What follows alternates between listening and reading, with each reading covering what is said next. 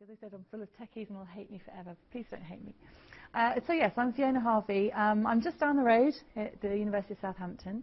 I've worked there for quite a long time now, and I was delighted to come here because I love this university, I love the space, and this room's great, and we just wish we were here too. It's lovely. So yeah, really what I'm going to talk to you today is a couple of things. So first of all, I wanted to talk to you about this pilot we've been running for about 2 years. And the whole thing is about developing digital literacies. I'm going to give you a little bit of background to that. I'll talk to you about Southampton, put in a bit of context, and then I'm going to, right at the end, talk about some stuff that's happening nationally, and I'd like your thoughts about it, and we might have a little question and answer thing. I haven't got all the answers. I'm just willing to help facilitate that conversation. So yes, I was going to talk to you today about the work I've been doing with some students at Southampton.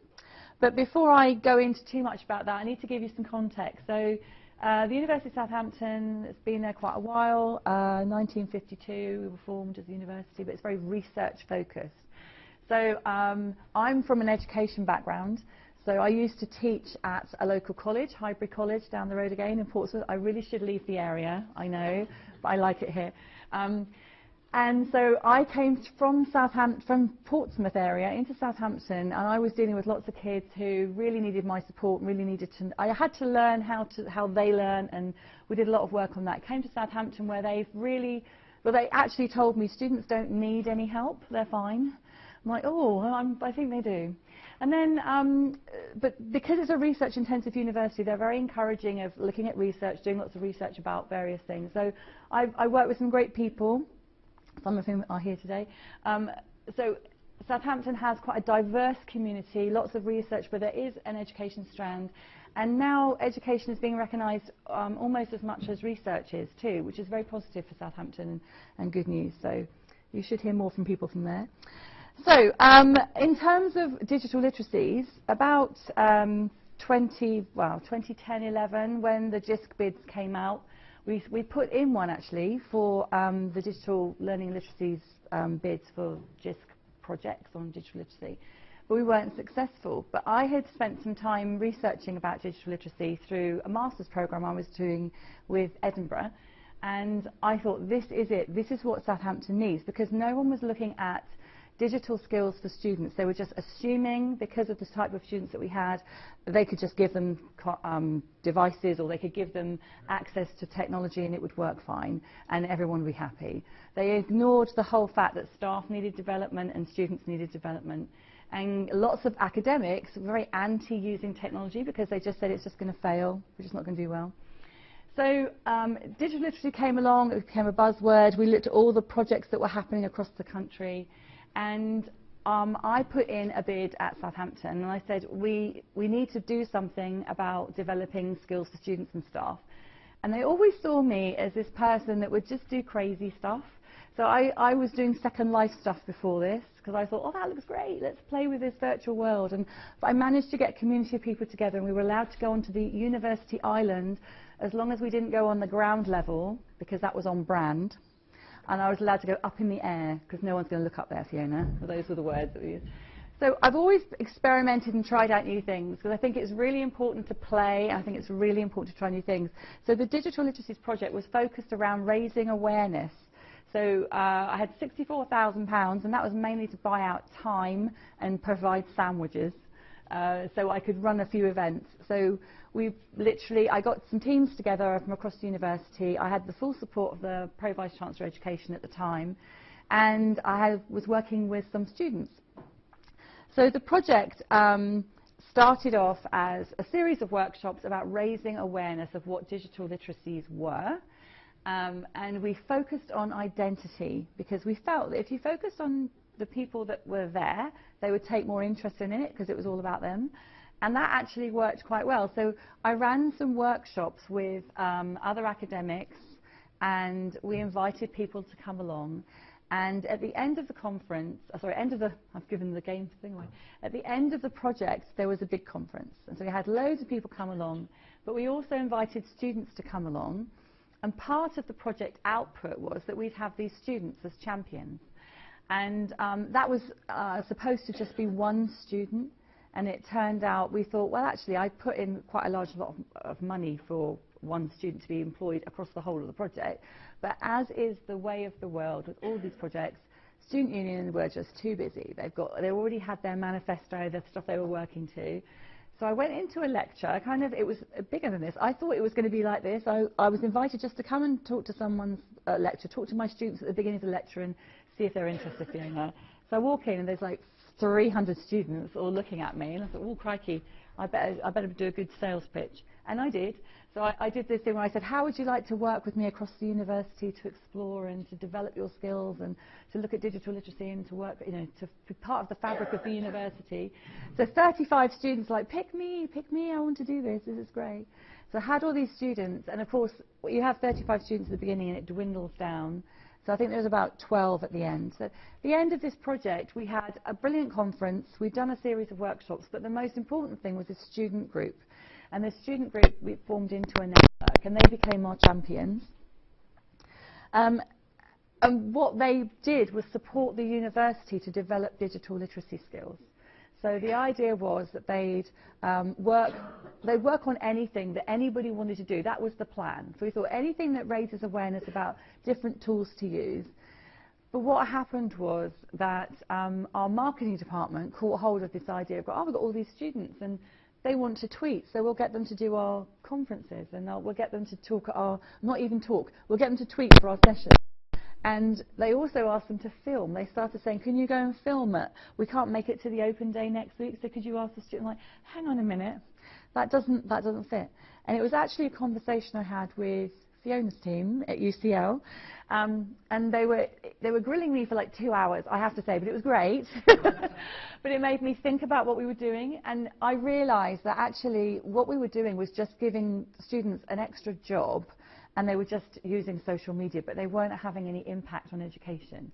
So, and it was the questions they were asking me, like, well, did they do anything with flipped learning? I was like, well, no, they just tweeted stuff, and we're showing them tools to do Storify and that kind of thing. And they were like, well, how do you pull it all together? And I think that's a really important point. So what we did with these champions, we made it so that they had to work with an academic on a project. So I work across the university anyway, and I worked across the university, and my main role was getting staff to use technology to enhance teaching. And what was happening was I was realizing that students needed as much support as the staff. So I had these students, and they would work with academics on various issues, things that they wanted to have done, various projects. And I had funding through the centre that I worked for. So the funding for the project had ended, but they said the thing that is the best thing so far is this student engagement piece that you're doing, so just carry on with it. And it was literally, just carry on with it. How much funding do I have? Just carry on with it, Fiona. Okay. So I basically worked with a group of students, normally between 6 and 16, depending on the call, and it worked extraordinarily well. So we have lots of formal and informal opportunities at Southampton, and we set up this thing called the iPad Coffee Club, and I deliberately, provokingly called it the iPad Coffee Club because I had an iPad and I wasn't given an iPad by the university. I had to get my own, and I wasn't particularly fussed about any other thing because this was the thing that I used for my personal and professional work. And so I said, look, anyone that's got an iPad or any other tablet can come along, and we have a space at Southampton that's like a bar area, and I put my cost code behind the bar and said you can have anything you like except alcohol. But the idea was it'd be coffee and cake, and we made this informal environment where people would come along. They bring their iPads, but what they were really doing was bringing themselves with their iPads so they could talk about an issue related to IT, but in a safe space. So they weren't being asked to say, I'm a brilliant person, or not being asked to follow along with some kind of instruction. And the students came along to that too. So that works really, really well. But that was for staff and for students. So that I'm trying to bring the two groups together all the time. And we focused very much on kind of like, we didn't want to say that they are partnership working, but there is oversight academically by the institution. We guide the students to help with projects, but we don't actually let them have free rein of redesigning a program. And not because we don't trust them, but it's because of what they already know or what they don't already know, and I'll talk about that in a minute. So the conferences that we did at Southampton became a series. So in 2012 we did this Digital Literacies 1, and then in 2013 we did a Digital Literacies conference in Malaysia. We have another campus out there, but we're trying to bring those people in. And then we did a Technology Enhanced Learning conference, which was on the theme of digital literacies, but we were trying to focus it on how technology is being used across the institution. And we brought in 4 people who were not techie at all, but they just happened to be using technology to enhance their teaching. And we gave them the space like a TED Talk. So the idea was there'd be a timer on the floor, and they had 15 minutes to talk about their topic. And that went extraordinarily well. And in the afternoon, we had a debate with students about the use of Blackboard, actually. So I think the question was, how does Blackboard revolutionise your teaching? I think it might have been a bit provocative, but it was something we're trying to raise awareness again all the time with students. And part of the work that the student champions have been doing was to capture what they did through a series of badges, so open badges. Has anyone, so I know some people in this room are using badges. How many of you know about open badges here? Yay, I love techie crowds. They know stuff. That's great. So we've been using open badges, and I will talk about that. And we've been using badges with e-portfolios because the two are connected in terms of capturing evidence. So all the student champions weren't just, again, it's from a conversation with Fiona's team, so I have to give thanks to Fiona. They were basically asking me, how do you know what you've done? How do you know what the impact's been? So one of the things that we changed the model to be is that all the students that were working with us on these projects needed to capture the work that they were doing through a portfolio, but they did it through a series guided by these badges. So that has worked well, and that's a model that has been now taken and used within a program, which I will talk about later. But I wanted to talk to you a little bit about how the funding works and the structure of all of this. So I don't know how many of you, in your institutions, do you have some kind of funding, internal funding to do education projects and things? Yeah. So we've got, well, we did have an Education Enhancement Fund, which was before that called the Student Centeredness Fund, and everybody gave it a different name. And the more popular it became, the less money you got. So that, you know, it used to be like you have big projects, and towards the end it became quite a few little projects. I had funding for one of the last projects that they've run. They've stopped that funding now, and it's now turned into entrepreneurship funding, which is the way of the world. These things go round in circles. But the funding that we got for our project, our next project, was to look at using this portfolio tool and to evaluate how that would be used in a curriculum context, so actually in a program, across the university. So that's what I've been working on for the last 2 years. One of the glaringly obvious things about all the projects I've ever been involved with at Southampton is the assumption that students know how to use technology, how to use it for teaching or for learning. They've got great productivity skills, and it's just the academics that they haven't caught up. It's just the institution. Now, some of that is sort of little bits true, but most of it is not true. And we knew that the students didn't know very much. So that's why I've got the known unknowns kind of Donna Rumsfeld's principle, because there was a lot of education to be done with groups of students about what it is that they could do, what they're capable of, and what the technology, what this thing in their pocket could do. And because I noticed lots of students going into lectures and immediately they put away all their devices and they just take out pens and paper, and I'm like, well, if they're the student generation that's coming in with all the tech, why are they putting it away? Like, who are we doing this for, kind of thing. So we had to do some re-education along those lines. So the project I'm working on now is using a tool called Pathbrite. Now, if you've heard me, if anyone has ever heard me talk ever, they know I've mentioned this word. I love Pathbrite, but only because we were looking for a tool that would be able to be used by any student with minimum fuss. So I've looked at all the portfolio tools, and lots of them are great, lots of them do the job, but sometimes you need a certain level of expertise to be able to do it. And one thing I didn't want to have was barriers. So barriers to using technology, and obviously the first one is ease of use. And the minute there is an issue around how to use it, you get people going, oh, I can't do that. And that's staff included, so it's staff and students. So the tool I'd been exploring to use, we had a list of requirements. It had to be drag and drop, it had to be compatible with all devices, it had to be easy to use, little training, it had to make great portfolios. We imagined the scenario of students walking across a campus, getting some feedback or having some kind of competition or something had happened and they got something, and being able to just immediately use their phones to just upload the content into the portfolio without any effort. And so we looked at lots and lots and lots, and I looked at a whole range, and some were extraordinarily detailed in the requirements that you needed to have a good portfolio. And again, that was a barrier because one size doesn't fit all, I'm aware of that, and some people have special requirements. So the School of Nursing, for example, Health Sciences, they have a particular need for competency-based education, and they have to record things for professional practice, and the same with some of our engineering schools. So some portfolio tools suited that. They have workbooks in them, and it works really well.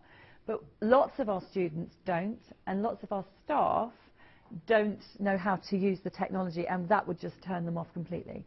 So this tool, Pathbrite, it's pathbrite.com if you want to have a look. They have this tool. It was written in HTML5, so it adapted to the devices that you were using. It was really nice and flexible.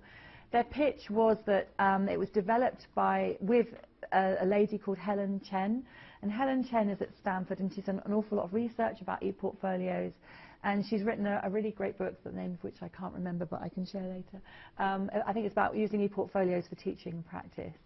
And they modeled this platform against the criteria that she had set out in her research about what makes a really good portfolio. And I looked at it and I thought, oh, this is really cool. You can do all sorts of things. It was very simple interface. And it wasn't just creating one portfolio. So some people have said, oh, you can just use WordPress for your portfolios. It does the same thing. Yes, it does. However, behind the scenes of this Pathbrite tool, and I'll try and show you some of it, there's data and there's templates.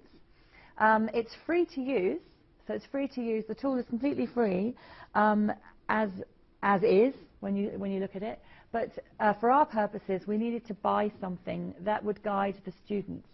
So the reason you pay for Pathbrite is you're looking at, one, the data, the tools it comes with the paid version, which are templates, and there's a rubric. And the rubric I found was like the killer part to all of this. So we found this tool, and we were trialing it. They gave me some free accounts to play around with at the beginning, just with the iChamps, because I said, what's your business model? How do you make any money? It's great as it is. You can edit it, you can change it. You have more than one portfolio. It's like a window of different portfolios. Each one has its own URL, so you can share it with things. But they said, well, have a look at what it is. And the thing that we needed, the thing that we knew that was missing, was that when I was asking students to put their stuff in their portfolio, like, you've been working on this project, make sure you record it in your portfolio. What do I have to put in, Fiona? Well, how do I do that? What do I have to do? And I said, well, use your badges, the criteria. Well, the criteria for my badges is in this Google Doc, or it's on this piece of paper. Oh, it's so confusing. I'm a really bright student, but I can't put any effort in, that kind of thing. So I thought, okay, minimum route to success here is that this tool has templates which will guide the students for each activity. It literally is, upload your content here. You give a description, you say what you want, you can put an exemplar of the kind of things that are expected. And the students really liked that, my iChamps, because it gave them some structure, because they were constantly trying to compete with each other and want to know what the best thing was. So it gave them some structure, and also I could give them some feedback through this rubric, which I'll try and show you in a minute. So that's what we've done. And the project was running, I think, across the university, which I'll talk about in a little second. But the focus, again, was always on digital literacy skills.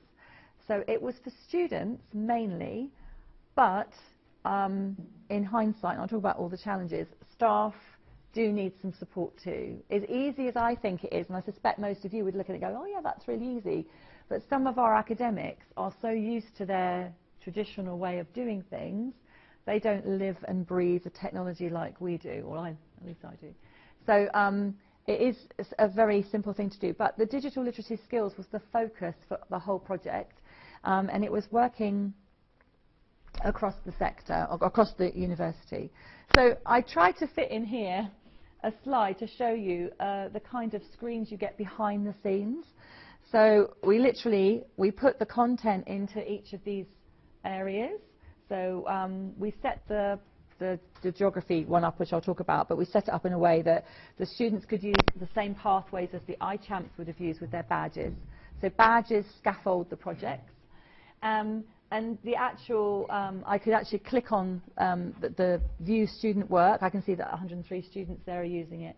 And I can mark from within this system. So it's very, very simple to use, very much click and go kind of thing. So the project was for mainly humanities students at the beginning, and we had something like £16,500 to get this going. So that gave us, at £10 a place, 1,650 places for the students. And the idea behind that was that 1,200 of them would go for Mission Employable. And Mission Employable is a project that was for humanities students to help them recognise their employability skills. And they were going to use the same model. They were going to use the badges, and then they were going to use a portfolio to do that. We had the iChamps, a few spaces for the iChamps, and we were going to have student champions working across the whole piece. It turned out, as is the way of the world, that the Careers Service wanted to have that Mission Employable branding, and they didn't want to use the pilot the way that we've done it. So they pulled out of the project, but determined to carry on and not to be defeated, we brought in other subjects. And we made it very much about the co-curricular within the curriculum. So the program worked that our students worked on their original coursework, so they weren't doing anything extra, and they just took the best pieces out and put those in their portfolios, as long as it adhered to the evidence for the badges. One of the biggest challenges of doing this project is the challenge of being digital. I don't know what that is. Okay, come in. Yeah, so I don't really, the biggest challenge was asking people to think digitally. So let go of the idea that it's a one-to-one conversation and embrace the idea that it's a one-to-many conversation. That when you're talking to me and you're showing me your best work, that you're putting it into a place that the world can view it, and it's not just for individuals. I had conversations with careers people where they said, well, we could just give the students certificates, Fiona. It's the same thing. I was like, well, it's not the same thing. And it's because, and I have to do this thing where I'm almost drawing it. Like, this is your certificate, and this is your badge, and this is the world, and the world see you, but only these people see this certificate. And then no one actually knows what you did for that certificate. So we were very clear at the start that we knew it was going to be a challenge, but that's the point of this project. The point of the project is to highlight the differences, highlight where the gaps are, and to let the university have a little bit of direction about what they need to do next, almost. I'll talk to you a little bit about Geog 1010. It's become like a buzzword now, Geog 1010. This was one of the case studies that we brought into this project. So I mentioned before we had 1,650 places, and I could see them just going to waste, like no one would be using them. We needed to get a project going. So I was called in to see this lady called Sally Haywood, and she runs a module called Quantitative and Qualitative Skills for Geographers. I'm already bored. So the students were equally bored, and although it was a core module, we're just not turning up. They're like, I don't want it, where's the geography? We want the geography.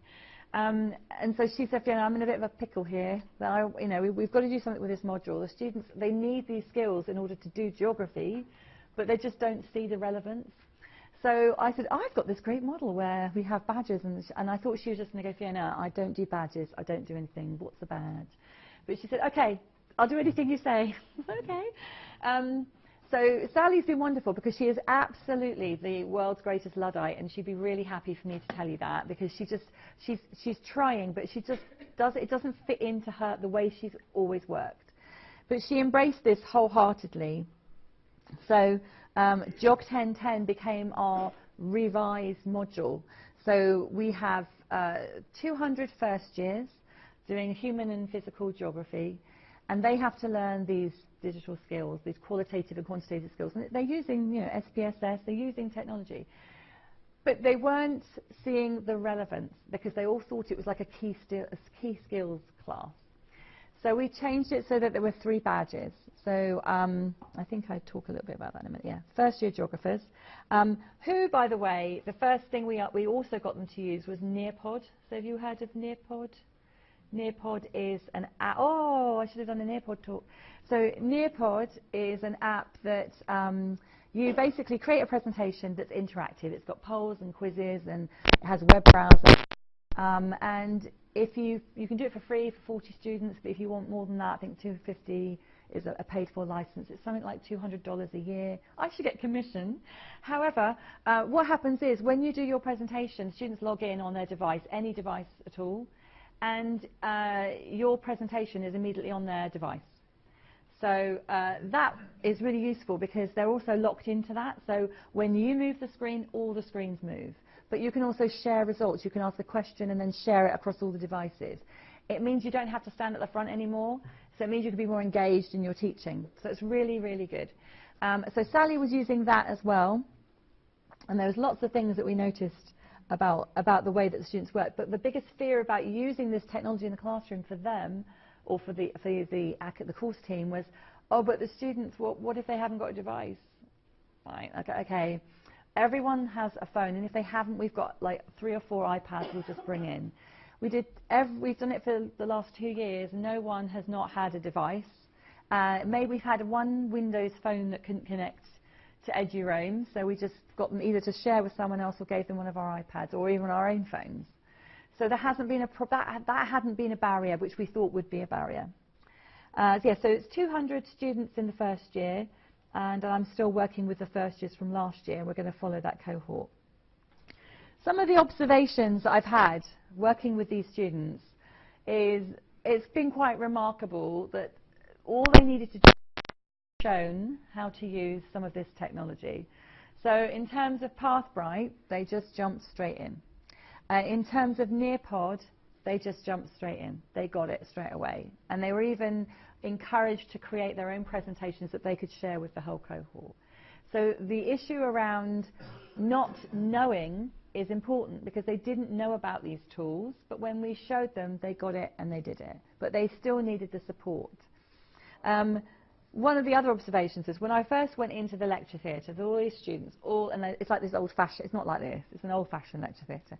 And at the top of this lecture theatre, there was like a group of hooded students, and they were all mumbling, and we were getting them to set up their Pathbrite accounts with me in the room and Sally, so we worked as a team. And I was saying, what's the problem? Like, everyone get your devices out. I said, any device. I thought, I'll say device. I won't say get your phones. I won't say get your PCs, whatever. And there's this kerfuffle. I'm going, it's a problem? I'm going, I haven't got a device. I don't know, I haven't got a device. I said, well, have you got a phone? And he was going, yeah.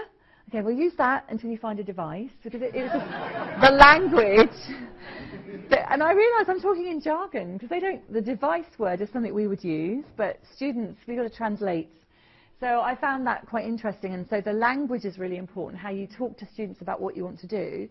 But I did realise that the staff, it's been really quite hard across, I mean, the project itself, Stefan will mention it later on, but the project itself, because we didn't mission Employable, we had 1,650 places.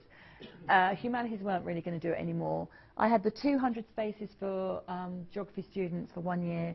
We had other people who were interested, so we got our Institute of Sound and Vibration Research, Acoustical Engineering. They got involved in the project. And then we also got some students from social sciences who are now interested in it. And I tried to get health science involved, and they are extraordinarily hard to get them to do it if you're in the middle of doing something. So with the undergraduates, I went in right at the beginning. So I started it off, I'm right at the beginning, their first week of being at university. I did this talk where I said basically, hi, welcome to Southampton, you've only got 3 years, let's just get on with it. We had to start thinking about when you leave.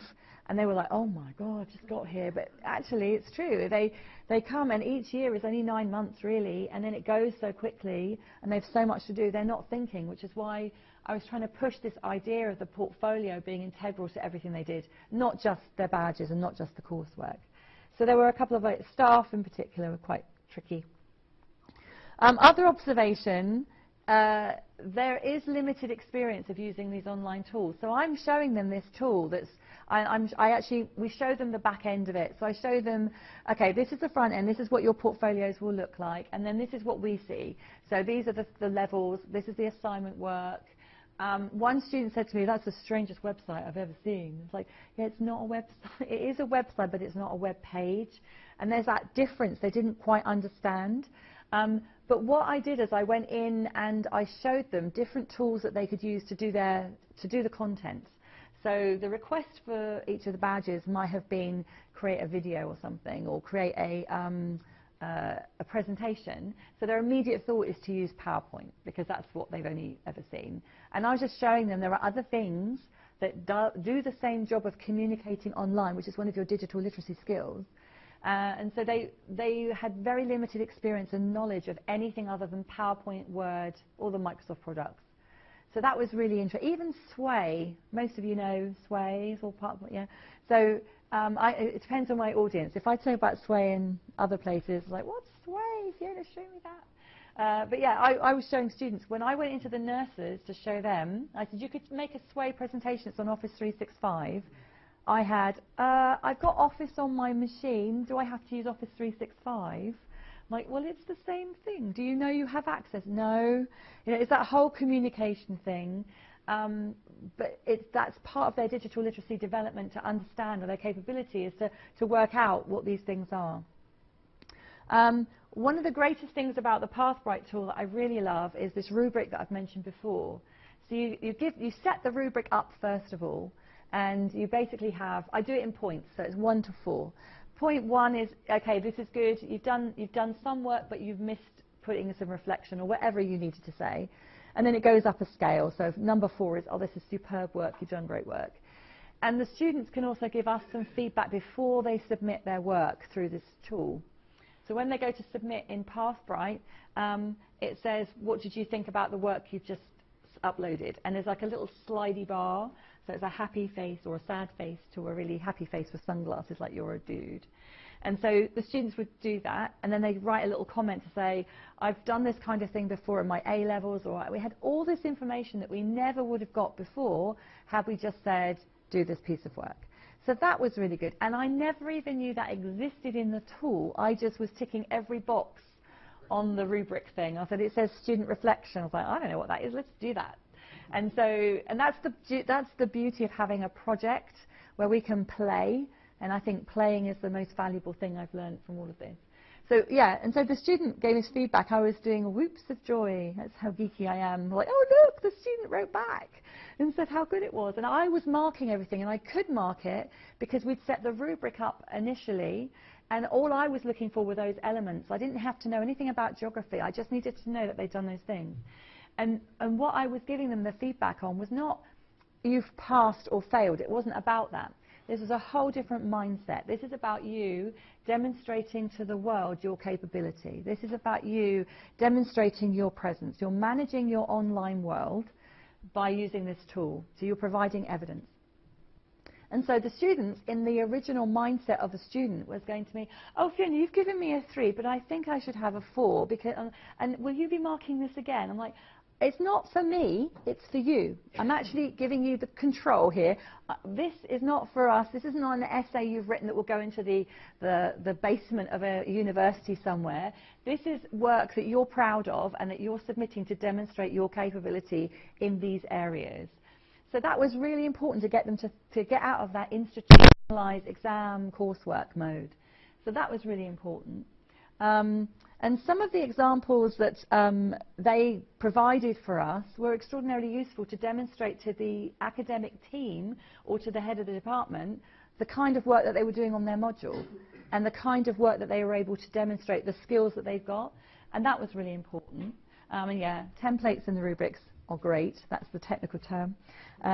See, I should really show you. Yes, and so what I was surprised about and what I realised is these tools don't work on their own. These tools don't work in isolation. I work as a team with the academic. So I'm not extraordinarily techie. I have done CCNA and stuff like I have done programming, but I'm not. My world is people, and I enjoy the techie thing too. So what was interesting was me working with the academic. She egged them on. She said, "Don't forget this piece of work will go in, and this gets your badge, or this gets your submit this into your portfolio." And she kept promoting it that way. So the students we had, so it was 190 signed up to use Pathbrite, because we're not making them do it. This is part of their course if they wanted it. It's an opportunity they can take. So yes, they could upload, they could use it if they wanted to, but she would promote it within the context of the discipline, and that was extraordinarily important too, because out of context, if I gave this to our careers department and said, oh, you could run this program, the students don't get it. It's too generic. It needs to be within the context. So we had 190 sign up, but 179 put their content into the system, and that was really good.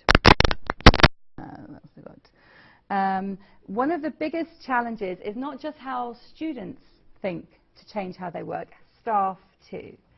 So one of the disadvantages in terms of some of our staff's eyes of using technology for any kind of enhancement is that you have to put a bit of effort in. 5 minutes, oh gosh, I've got so much to say. So one of the biggest challenges is getting academic staff to prepare ahead of time so that they make best use of the tool. With Nearpod in particular, one of the things we realised was that we need to put a lot more support into giving staff ideas or maybe have banks of stuff that they could use.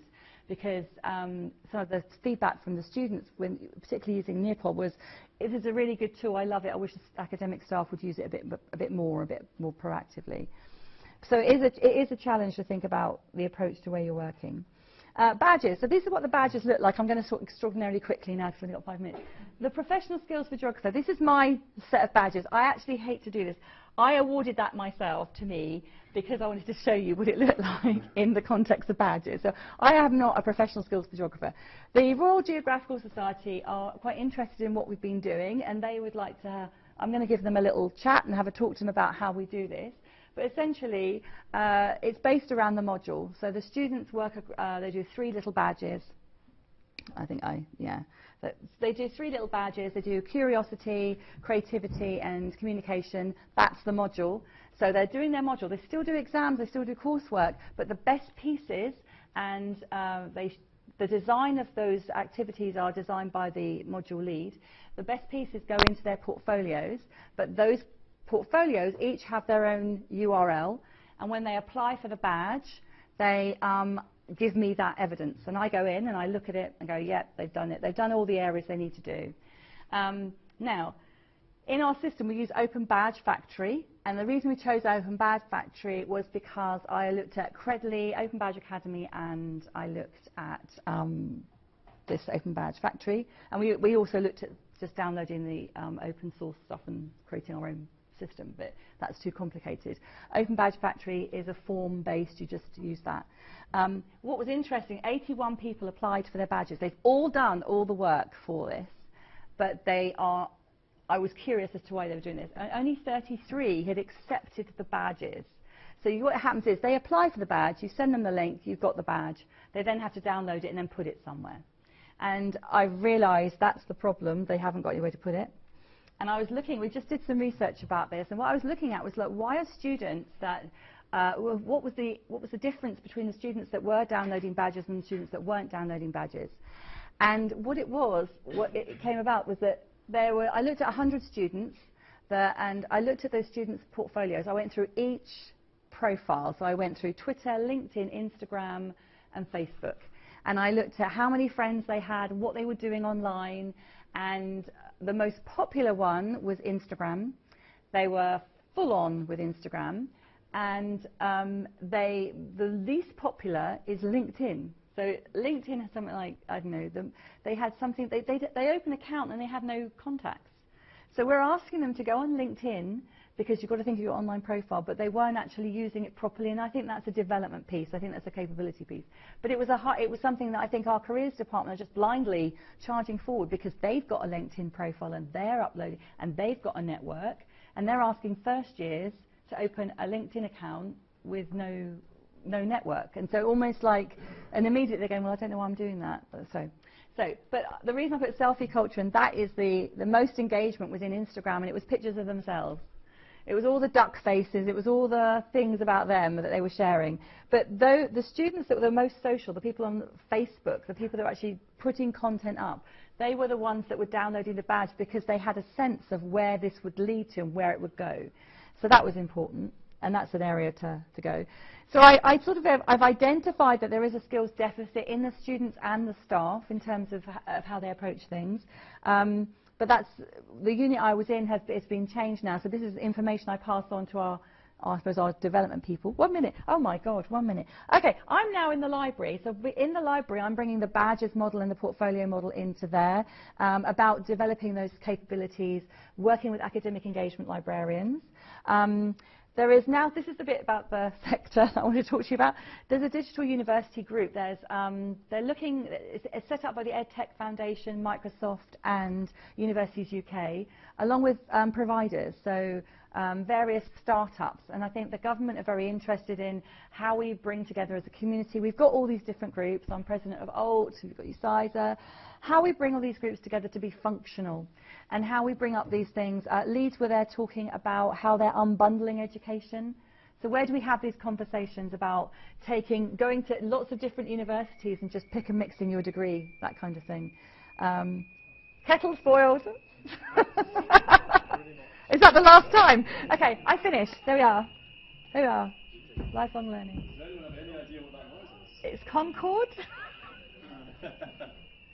Oh, it was wind. There we are. Okay, sorry. Before we let Fiona escape, do you have any questions from the floor? It was wind. Wow. Okay. Okay. Sharing gets a new role for this. Okay, questions? Anyone? Oh, questions? We have a Oh, microphone okay. around, so 1 sec. Hi there. Yeah. Yeah, all right, okay. Thanks for the talk, it's brilliant. Just a quick question. With the digital champions, you paid them. Do you think their motivation would have been there if you hadn't have paid them? Because I'm in the university, we're thinking of doing something similar. Yes. It's not a lot of money. There's two reasons why we pay them. One was because we were asking them to do things over and above their degree programme, and we didn't want to have like this social divide where students that are really well off and don't need to get a part-time job and can take every opportunity, can just do anything for nothing. We wanted to allow everyone to do it. So it was really important, and we felt it was skilled work that they were doing. So they weren't taking over. So there's some, I didn't tell you what kind of things they were doing. They've done things like create ebooks, and they've done things like run sessions on blogging as part of an academic process. So they've done those kind of things, but they've had to work with me in the first place to find out how to do that. So yeah, I think paying them, one of the students, we just had him talk at a JISC thing the other week, and he was a foundation year student, and he's now working with me. And he said that he gave up his crappy part-time job that had no relevance to his degree to do the work with me, and now he feels he's much more engaged in his program by being able to work, get paid for it, and support the development of his program through the activities. So I think getting paid is important. London Met, they do a student success program, and they've got something like £70,000 to do that, but they were basing their funding on if we lost a student, that's 90 grand, or we lose 3 students, it's 90 grand. So if you give them 70 and you're maintaining a great network, that's the pitch I would go for. Time for one more question. At UCL, we did do a sort of joint exercise with LinkedIn, helping students to use it to build their sort of personal brand and develop their employability sort of readiness.